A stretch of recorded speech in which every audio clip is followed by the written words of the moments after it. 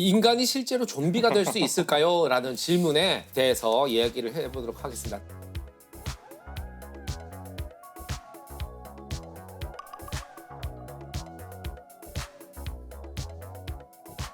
참고로 초대 손님 한 분을 여기서 모셔야 될 것 같아요. 조선 좀비의 어머니, 좀비의 어머니, 좀비의 발명가 네, 김은희 작가님을 제가 보여드리고 한국의 아가사 크리스티 김은희 작가님이십니다. 의자로. 예. 원래는 타고난 그 출중한 미모의 소유자신데 어저께 좀 밤을 새서 글을 쓰시느라고 그래서 시청자분들이 인간은 실제로 좀비가 될 수 있나요? 또 좀비 권위자시고 그러셔가지고 아니 제가 여쭤보고 싶은 겁니다. 근데 지금 좀비의 전문가 앞에서 저보고 말을 하라고요? 너무 부담되는데. 그 좀비라는 게 실제로 존재하진 않다 보니 이 정의가 상당히 애매하더라고요. 그렇죠. 그렇죠. 네. 킹덤에 나오는 좀비 또 다르고 네. 지금 우리 많이 영화로 봤던 좀비들이 또 다르고 그렇죠. 해외 좀비랑 우리나라 좀비 다르다면서요. 달라요. 다 다르고 왜냐면 이것이 실제 사실 과학적인 존재하는 건 것이 아니니까. 아니기 때문에 어떻게 규정하냐에 따라 다 달라지는 것 같거든요. 좀비가 생명체일까? 생명체인가요? 저는 사실은 그 킹덤 좀비를 생각을 했을 때 제가 좀 기생충을 되게 좀 좋아했었거든요. 근데 기생충. 그런 기생충이 있더라고요. 그러니까 어떤 뭐 따개비라든지 좀 그런 뇌에 들어가서 원래는 얘가 생태학적으로 봤을 때 그런 행동을 해서는 안 되는데 조종하는 거네요. 그치. 인간. 하면은 그 죽지 않은 상태에서 기생충이 조절하고 하는 건 실제 있는 상황이고 그거는 가능한데 생명체. 만약 좀비가 한번 죽었다 살아나는 거라면 일단 현대 과학으로는 설명할 수가 없는데 비가역 반응이라서 다시 살아난 건 죽은 것이 아니죠. 그렇죠. 사실 죽지 않았던 거죠. 그렇죠. 예, 그래서 좀비건 뭐건 간에 어쨌든 이렇게 움직이는 동물이니까 일단 얘가 움직이려면 에너지가 있어야 되거든요. 네.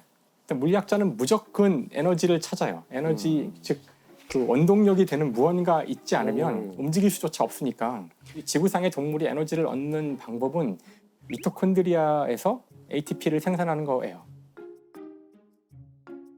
그거 하나예요. 단 하나의 방식이에요. 그러려면 산소가 필요하고 호흡을 해야 되고 다음에 필요한 당분이나 영양분이 들어가야 되고 그러니까 그런 체계들이 다 작동돼야 되고 뇌에서 몸을 조종하기 위해서는 신경계가 다 완벽하게 연결 다 되고 작동돼야 되고 거기에 또 에너지가 다 보급돼야 되고 그러니까 사실 좀비는 그 참 힘들어요. 이게 은희야 귀담아 듣지 말자. 이걸 알아듣고 쓸 수가 없다, 야. 있었던 거야? 결론은 뭐냐면 실제로 하는 게 거의 불가능하다는 거죠. 그렇게 되면서 죽었던 존재가 그런 식으로 작동하기 위해서는 사실 살아있는 상태가 된 거나 다름이 없고 그러면 얘도 그 청산가리 먹으면 죽어요. 청산가리는 그렇지. 미토콘드리아의 작동을 방해해서 ATP 만드는 걸 방해하기 때문에 그러면 좀비가 청산가리 먹으면 죽는다고? 이상하잖아요? 이상하죠. 너무 이상하죠. 그러니까 이거를 자꾸 이제 과학으로 가져가면 힘들어져요. 픽션은 픽션인 거니까요. 근데 왜 사실 좀비를 주제로 드라마를 하시게 된 건지. 저는 사실 긴장감 있는 것도 되게 좋아하기도 하고 그래서 보긴 봤는데 보다 보니까 약간 슬픈 거예요.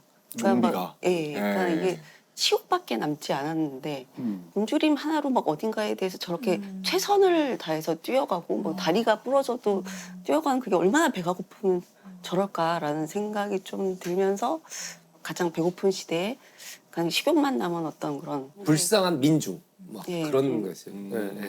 그런 걸로 컨셉을 잡고. 인간이 처할 수 있는 최악의 상황인 것 같아요. 괴물 중에서도 이런 괴물은 정말 감당하기 힘든 괴물이 아닐까.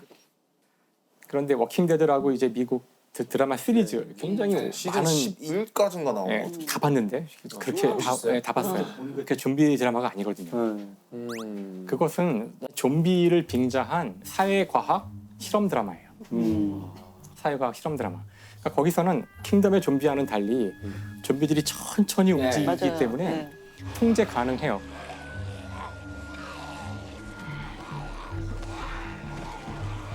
그래서 좀비들이 세상을 뒤덮고 있지만 사람들이 여기저기 모여서 사회를 만들어요. 독재 사회도 생기고 병적인 사이코패스들만 모인 집단도 있고 인간을 잡아먹는 인간도 생기고 그 드라마의 목적은 이렇게 인간들이 모여서 어떤 사회를 구축하는지를 보여주는 거예요. 그걸 보면서 항상 느끼는 것이 문명이 사라졌을 때 지금과 같은 안전장치들이 사라지고 국가가 사라졌을 때 가장 두려운 것은 다른 인간이에요. 역시 인간이구나. 그래서 인간을 만났을 때 상대를 믿지 못한다는 것이 어떤 의미를 갖는지를 보여줘요. 그래서 좀비는 사실 중요하지 않아요. 좀비는 사회를 망가뜨리고 복구를 금방 못 시키게 하는 장치로 쓰여요. 네. 하지만 또 킹덤은 좀비들의 속도가 빠르다 보니 절대 이렇게 될 수가 없어요. 네, 맞아요. 여기서는 무조건 좀비하고의 싸움밖에 없어요.